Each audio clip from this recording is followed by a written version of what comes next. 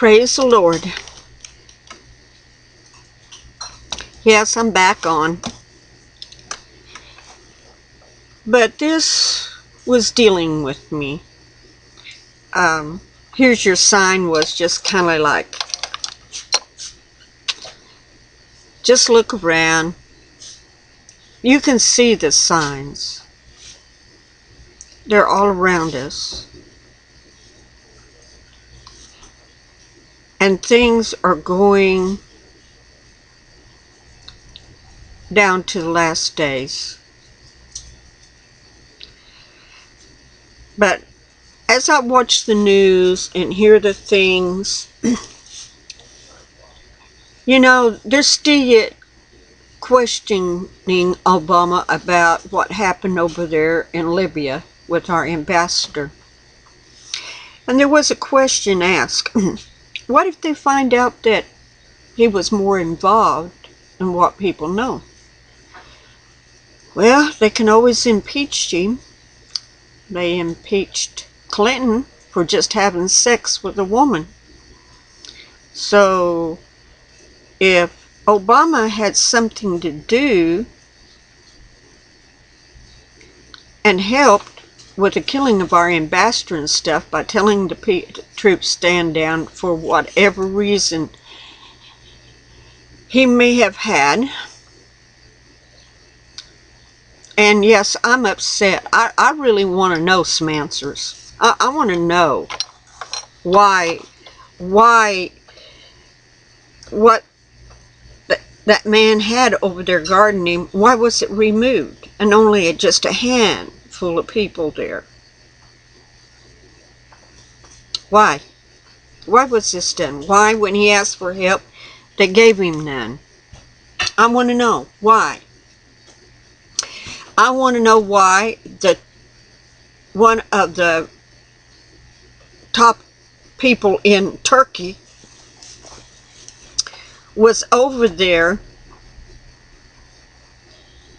in the safe room with our ambassador, even ate a meal in the safe room, and then 1 hour after the guy from Turkey left, that's when the ambush started.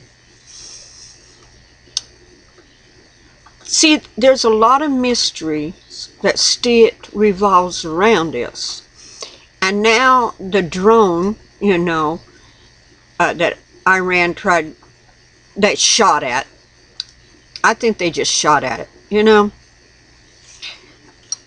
I think they could have took it down if they really wanted to.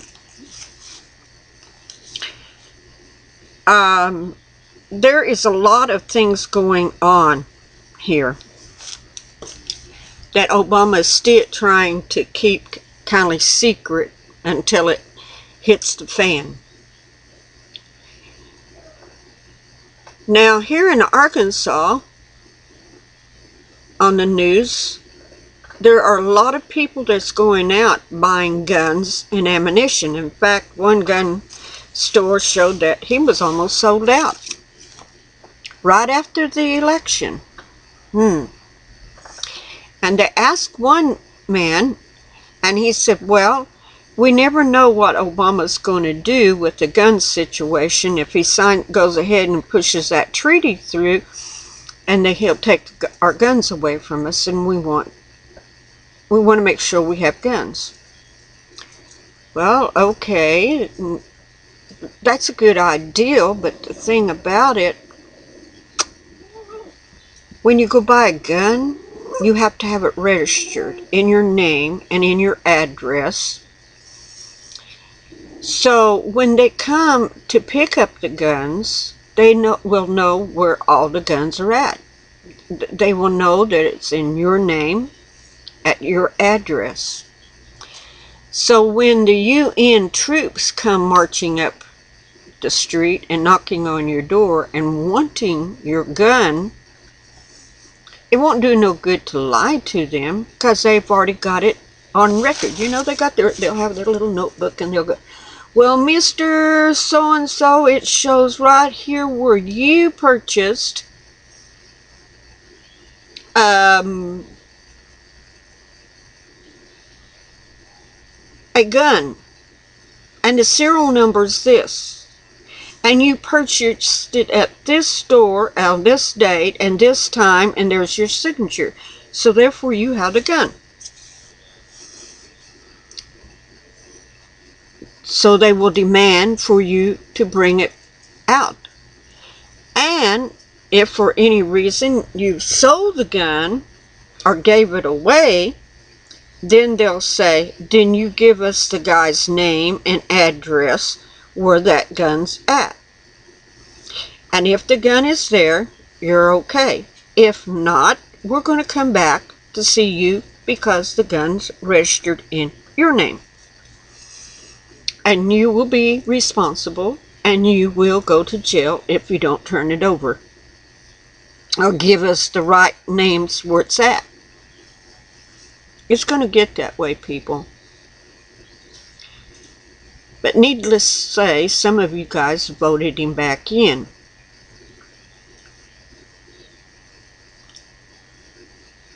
He wants America's guns. He wants it. He told us. And he's signing a treaty.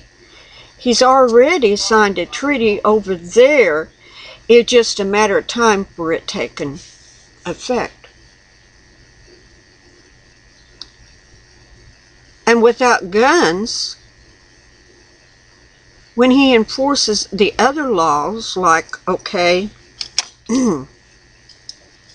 let's just take, for instance, this thing that's come off up there on the East Coast, okay, because of the storm. We're getting into wintertime. I mean, things are happening pretty fast. And the real hard winter isn't even here yet, especially up north. They're just getting tastes of this other storm that come in on top of Sandy. And so another will hit, and then another, and then they will decide, well, you know, these people that won't leave their homes will have to leave, because I already heard over the news where some people were saying they were not allowed to go back into their homes, period. They could be arrested.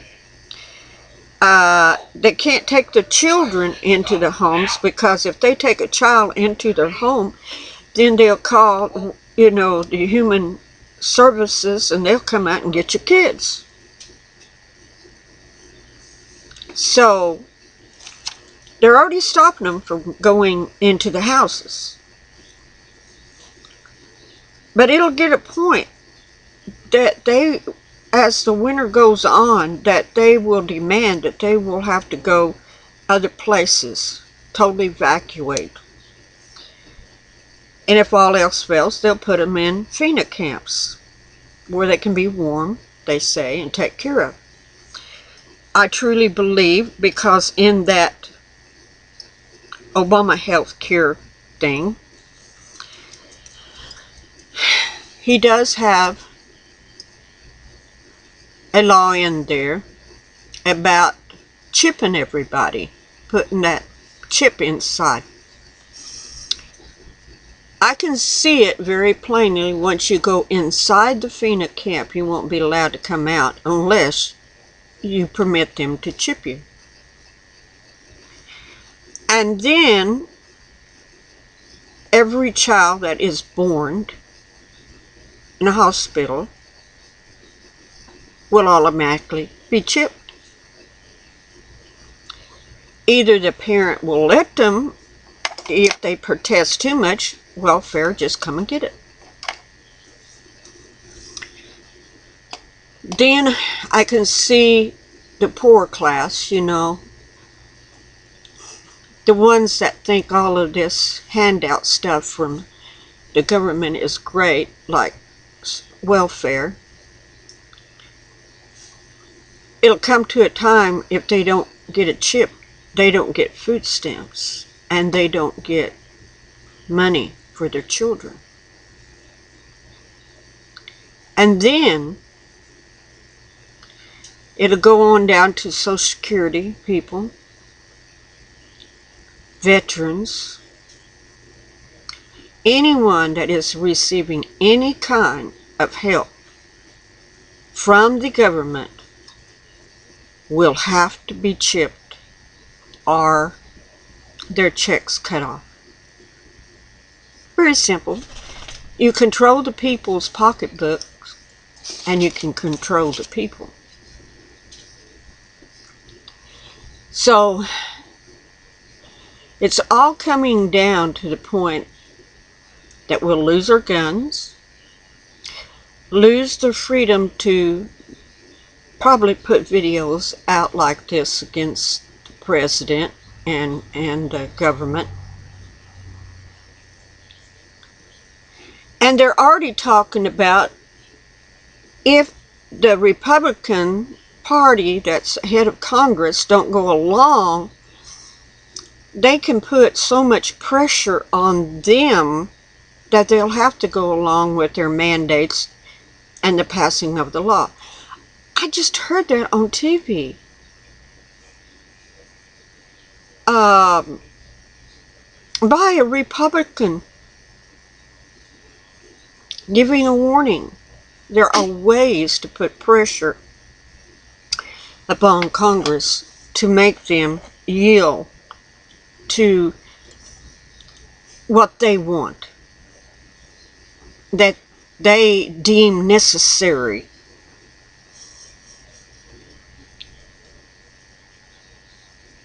There are always ways of controlling people when people don't want to be controlled. Money is a big one, because without money you can't buy food. Without food you starve. Your children, if you don't do what they want, they'll cut off your food and money supply to even your children. This country has become so immoral and corrupt that you'd rather turn a blind eye to a very evil man sitting in the presidency office and not realizing the power that he really has as the president. Now we think that, okay, it's checks and balances and it's always going to equalize out. There's always ways to get around checks and balances. There is. There is always those little quirks in the law that they can use to persuade people to do their will.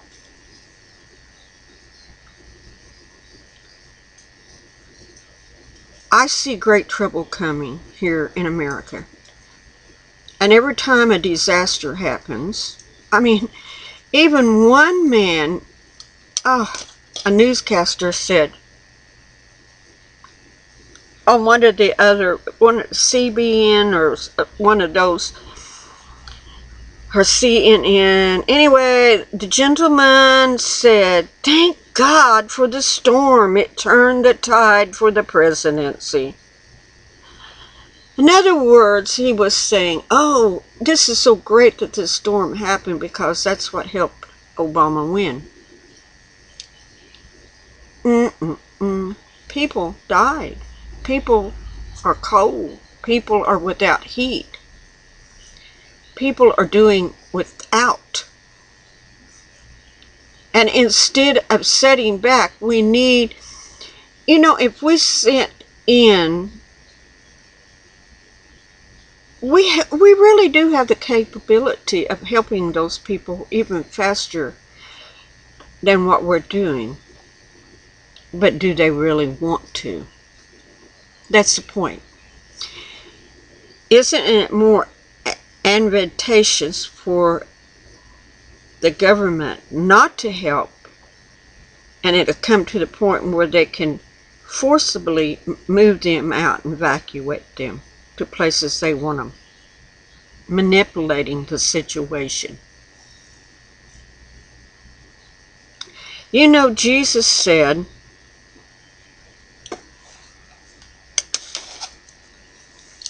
in Luke 11, and 17. Every kingdom divided against itself is brought to desolation, and a house divided against a house falls.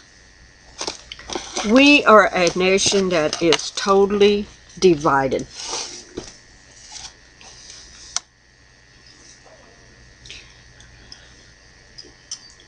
The left-wingers out there hates the right-wingers, you know. The liberals, you know. Oh. The liberal says, well, let people do whatever they want to do. Well, that's a good ideal until the government starts passing laws saying, no, if you're not politically correct, then you're breaking the law. It'll come to the point that we can't say anything about gays and marriage and about abortions because it can be held as a hate crime. You know, people know how I stand on abortions. Totally 100% against abortions. To me, it's murder. I'm sorry to be plain, but that's the only way I can say it. That's the way it feels to me. On this gay issue of them being able to marry, they've taken the very holy sacrament of God's ordinance and corrupted and defiled it. That, again, is my opinion. Do I hate these people? No. The women that abort their children, I don't hate them. Really, I have to feel sorry for them because somewhere along in their life, on some of them at least, it's going to haunt them. And they'll relive that day or days over in their mind and feel great grief.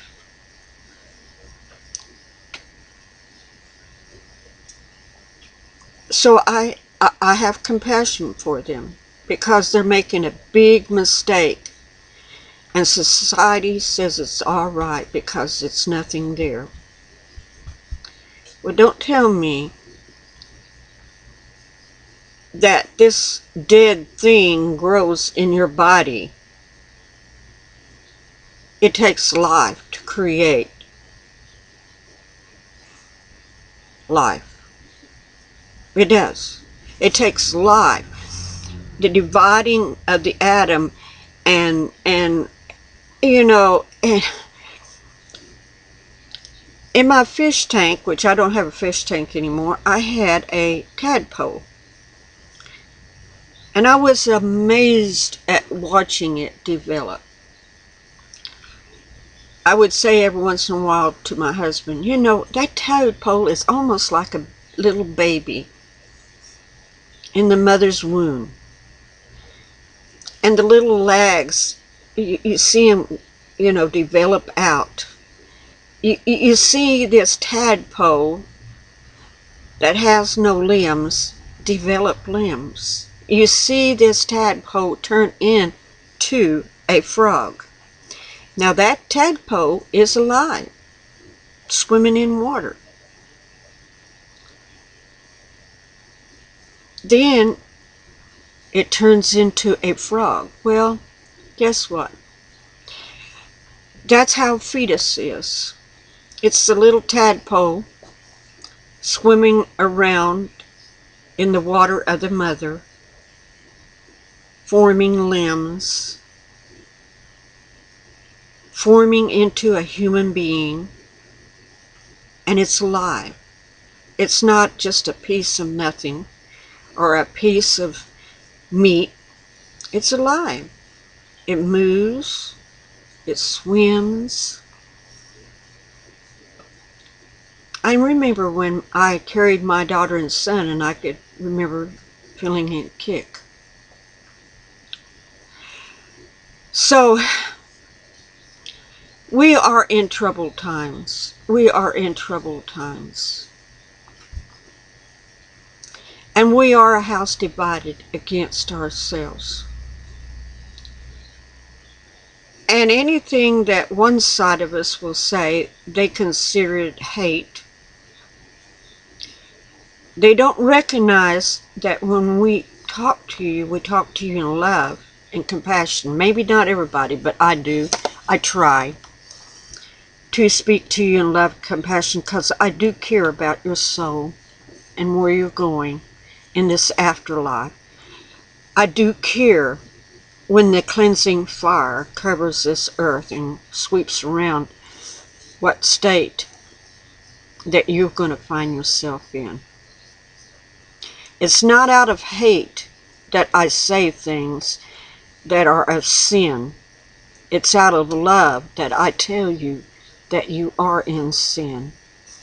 And the price of sin is death. I'm not the judge. I'm not the one you're going to have to ever face. I'm not. But on that day of judgment, you will face him. Whether you believe him or not, it's neither here nor there, because you will face him one day. And I care about your soul. But we are in times that we're going to see America 100% change. I mean, 100% change. The America that we are becoming right now is not like the America we have known. Now, America's been changing, but when we elected, or when America elected Obama back in, because I didn't vote for him, but anyway, when America voted and brought Obama back in, you brought in all the stuff that he had already been planning, and he had already laid out treaties that he has already talked about, signed about, and even said that he would talk about it more after the election. He has hidden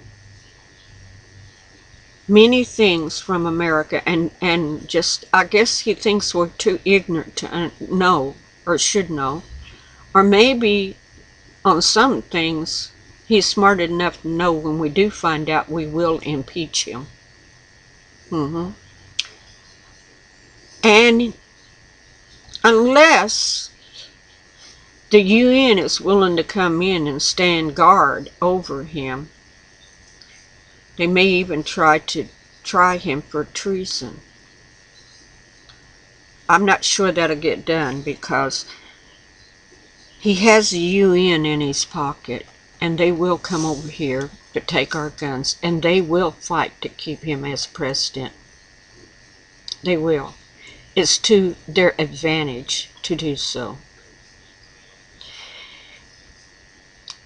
Now, I'm just telling you this because more and more of our freedoms is going to be taken away. There's treaties already been signed, and now they will be enforced. There are things that he has done under the table that is totally detrimental to America that will come out soon.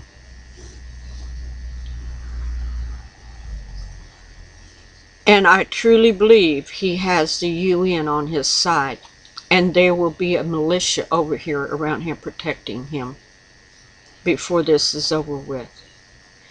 And with the people that's buying guns, where they'll know, are you really going to be ready to take that gun and fight? I mean, think about it. Really think about it. Some will say, sure, I can fight. I can take a gun and I can use it. I can fight. Well, I know that people that's been in the service can. But for the common man and woman out there, will they really be able, or what will they be able to be willing to stand and fight when they come to your door? And let me assure you, it won't be only our servicemen. It will be the UN that comes in and takes away our guns. We're headed to a one world order. They even talking about now how Obama's already made agreements that the borders will come down. The borders with Mexico, the borders with Canada, and will become one like nation, you know.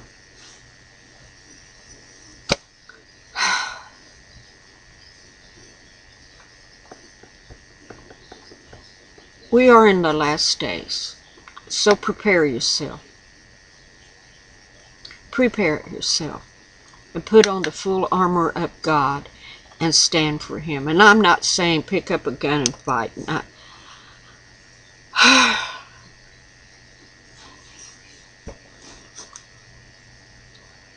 But it does go ahead and say if a strong man knew that his house was about to be invaded, he would protect himself, unless there is a stronger one that comes in and takes it away from him. And the UN, under the authority of our president, will have that power and that strength to come in and do so. They will be the strong man that comes in and takes away and ravishes our homes. I'm not scared, you know. I'm really not.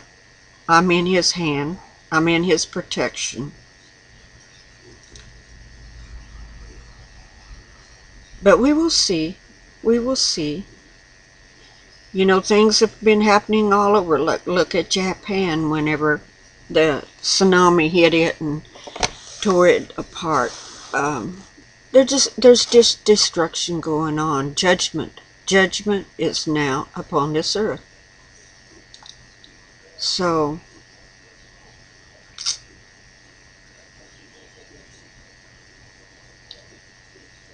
we need to stand for America. We really do.